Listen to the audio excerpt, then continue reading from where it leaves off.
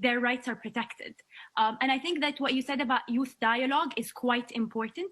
And so I would love to ask you, Minister Tan, what are some examples of constructive and inclusive dialogue with young people across societal divides? Thank you, Sarah, and a good evening from Singapore. I really wanted to just frame it in three areas. I thought it would be helpful to help to frame the conversation. And so, well, Singapore is a really small country. We're about 5.7 million. We're relatively young as well, 55 years of independence, since our independence. And I wanted to frame it into three things. The first is how we engage youth on the critical matter of life. And life is important because obviously now we are facing the COVID-19 crisis. And I just wanted to really talk about how our youth have been really helpful in helping us to manage the crisis. So in the early days, we faced a lot of challenges with the crisis because it was very unknown. In the last couple of days, we've had very low digits, single, even zero cases in 2 days ago, and a low fatality rate of 0.05%.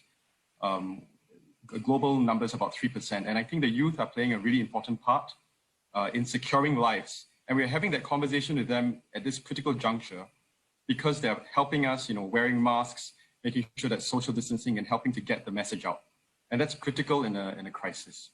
The second thing is livelihood. And livelihood means jobs and economic opportunities. And I think our youth are worried because of the impact of COVID-19. But they have been really active in looking for ways in which to look for job opportunities. And the government knows that this matters to them.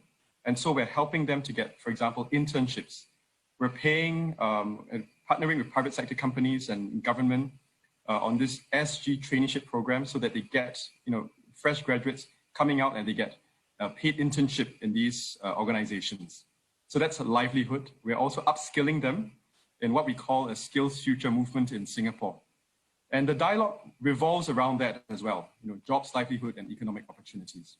And the last bucket, Sarah, is with regards to dialogue about the issues around life. And the issues around life that matter to our youth, including mental well-being, which is even more acute now because of COVID-19, issues around environment, which there are opportunities for more green economy initiatives, but then also they're interested in gender equality and also fairness and criminal justice rehabilitation. So just these three buckets: securing life, securing livelihoods, and also the issues around life that are important to our youth.